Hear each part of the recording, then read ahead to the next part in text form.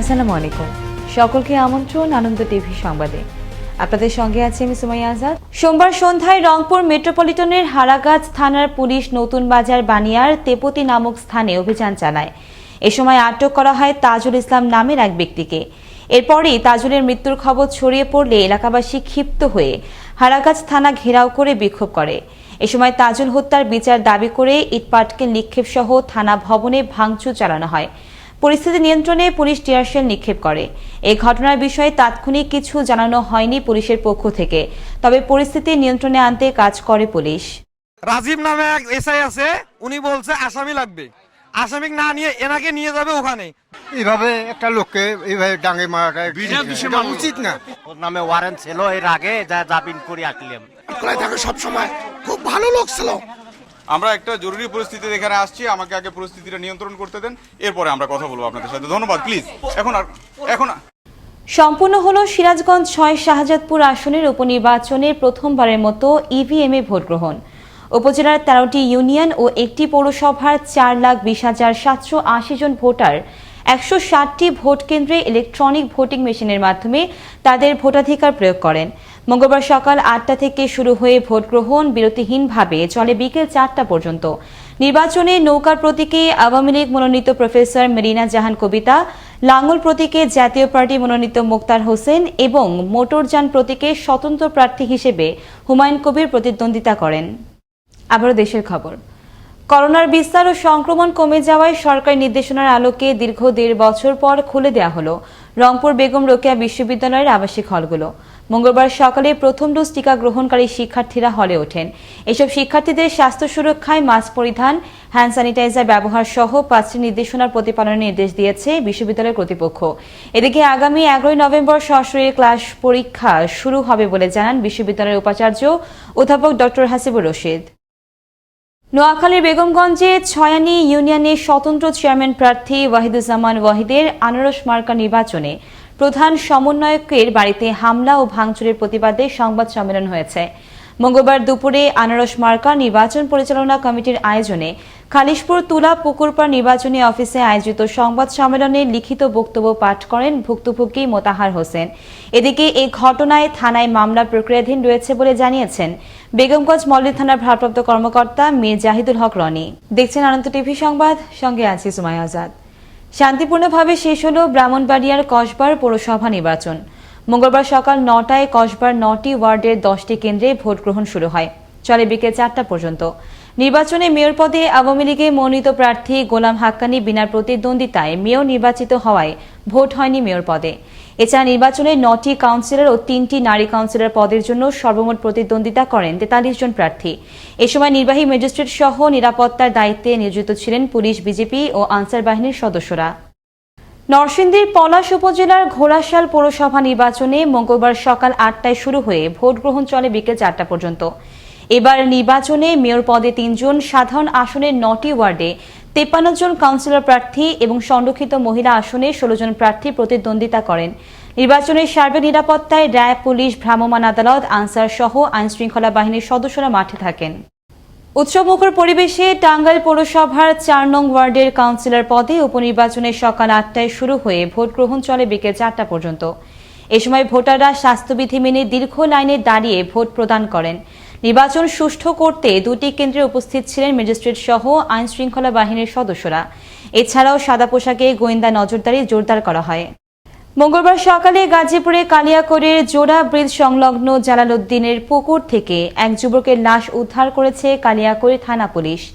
Police ও স্থানীয় সূত্রে জানা যায়, শ্রীফলতলী এলাকায় এক যুবকের লাশ পুকুরে ভাসতে দেখে স্থানীয়রা পুলিশে খবর দেয়। খবর পেয়ে পুলিশ ঘটনাস্থল থেকে যুবকের লাশ উদ্ধার করে থানায় নিয়ে আসে। পরে লাশটি ময়নাতদন্তের জন্য গাজীপুর তাজউদ্দিন আহমেদ মেডিকেল কলেজ হাসপাতালে মর্গে পাঠানো হয়েছে।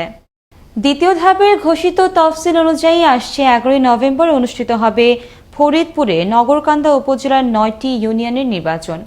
প্রতীক বরাদ্দ পেয়ে দিনরাত প্রচারণায় ব্যস্ত সময় পার করছেন প্রার্থীরা। তবে দলীয় প্রার্থীর পাশাপাশি প্রতিদ্বন্দ্বিতায় রয়েছেন বিদ্রোহী প্রার্থীরাও। অপরদিকে ভোটাররা চান ভোটাধিকার প্রয়োগের সুষ্ঠু পরিবেশ। জেলা নির্বাচন অফিসও বলছে নির্বাচন সুষ্ঠু করতে সকল প্রস্তুতি হয়েছে সম্পন্ন। ফরিদপুর থেকে এস এম মনিরুজ্জামানের প্রতিবেদনে থাকছে বিস্তারিত। ফরিদপুর জেলার নগরকান্দা উপজেলার 9টি ইউনিয়নে চলছে ইউপি নির্বাচনে প্রার্থীদের প্রচারণা। সাধারণ ভোটাররা বলছেন, নির্বাচনের মূল প্রতিদ্বন্দ্বিতা হবে আওয়ামী লীগ মনোনীত প্রার্থী ও আওয়ামী লীগের বিদ্রোহী প্রার্থীদের মধ্যে। প্রতিটি ইউনিয়ন পরিষদে রয়েছে আওয়ামী লীগের একাধিক বিদ্রোহী প্রার্থী। এদিকে নির্বাচনকে সামনে রেখে চলছে উঠান বৈঠক ও পথসভা। চায়ের দোকানে চলছে আলোচনা সমালোচনা এবং পক্ষে বিপক্ষে কথার লড়াই। সর্বত্রই এখন ভোটের আমেজ। ভোটারদের মন জয় করতে প্রার্থীরা দিচ্ছেন নানান প্রতিশ্রুতি, আর ভোটাররা চাচ্ছেন তাদের পছন্দের প্রার্থীকে বিজয়ী করতে সুষ্ঠু নির্বাচন। প্রার্থী নির্বাচনে চুলচেরা বিশ্লেষণও রয়েছে তাদের। ইলেকশন করতেছি, আমরা নিরপেক্ষ ইলেকশন চাই, আমরা এতে খুশি। পক্ষ যে মানে জনগণের মন জোগাইয়া চলতে পারে এই লক্ষ্যে আমরা বলছি। আমরা দীর্ঘদিন উন্নয়নের কোনো ছোঁয়া পাই নাই লস্কর ইউনিয়নে, এমন একটা ব্যক্তির আমরা ভোট দিব। গাঁজা মদ হিরোইন এইগুলোতে দূরে রাখতে পারবে এমন ব্যক্তি এলাকায় ভোট দেওয়া উচিত। আওয়ামী লীগ দলীয় প্রার্থীরা বলছেন, শেখ হাসিনার সরকার দেশের যে উন্নয়ন করছেন সে উন্নয়নের ধারা অব্যাহত রাখতে জনগণ তাদের নির্বাচিত করবেন। আর বিদ্রোহী প্রার্থীরা বলছেন, তারা নৌকার বিপক্ষে নয়, বরং নৌকার মনোনীত প্রার্থীর বিরুদ্ধে। এছাড়া সবার কণ্ঠেই ছিল উন্নয়নের প্রতিশ্রুতি। বাংলাদেশ আওয়ামী লীগের লোকপতিকে 8 নং ডাঙ্গি ইউনিয়ন নগরকান্দা থানা নির্বাচন করতেছি। আমি এই এলাকায় জনগণের যে উন্নয়ন করেছি, আমার এই উন্নয়নের ধারা অব্যাহত রাখার জন্য আমার জনগণ আবারও আমাকে এই নৌকাপতিকে বিপুল ভোট দিয়ে জয়যুক্ত করবে বলে আমাকে আশ্বাস দিয়েছেন।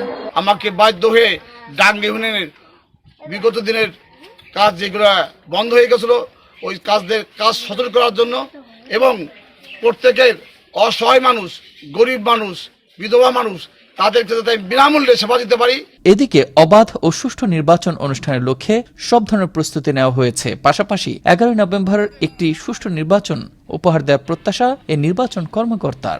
নির্বাচনের দিন আমরা ভোট কেন্দ্রের নিরাপত্তার লক্ষ্যে ইলেকশন কমিশন থেকে এখন পর্যন্ত যে নির্দেশনা পেয়েছি, সেখানে এখন আচরণবিধি দেখভালের জন্য আমাদের নির্বাহী ম্যাজিস্ট্রেট কাজ করে যাচ্ছেন। নির্বাচনের দিন ভোট কেন্দ্রের নিরাপত্তার জন্য নির্বাহী ম্যাজিস্ট্রেট, জুডিশিয়াল ম্যাজিস্ট্রেট, র্যাবের স্ট্রাইকিং ফোর্স থাকবে। একই সাথে বিজিবি সদস্যরাও আমাদের স্ট্রাইকিং ফোর্স হিসেবে দায়িত্ব পালন করবেন। এই নির্বাচনে 1,45,232 জন ভোটার তাদের ভোটাধিকার প্রয়োগ করবেন। নগরকান্দার 9টি ইউনিয়নের চেয়ারম্যান পদে 51 জন, সংরক্ষিত নারী সদস্য পদে 81 জন এবং সাধারণ সদস্য পদে 271 জন প্রার্থী প্রতিদ্বন্দ্বিতা করছেন। মোস্তফা কামাল তোহা, আনন্দ টিভি, ন্যাশনাল ডেস্ক। এবার আবহাওয়া সংবাদ।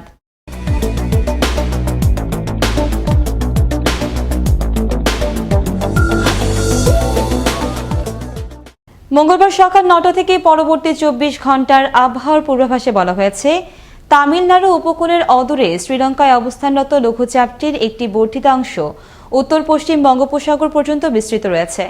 এছাড়া দেশের অন্যত্র অস্থায়ীভাবে আংশিক মেঘলা আকাশ সহ আবহাওয়া প্রধানত শুষ্ক থাকতে পারে। এ সময় সারা দেশে রাত এবং দিনের তাপমাত্রা প্রায় অপরিবর্তিত থাকতে পারে বলেও জানায় আবহাওয়া অফিস। এই ছিল এখনকার মতো। আনন্দ টিভির সংবাদ দেখুন প্রতিদিন বিকেল 5টা 30 মিনিট এবং রাত 9টা 30 মিনিটে। আনন্দ টিভির সঙ্গে থাকার জন্য সকলকে ধন্যবাদ।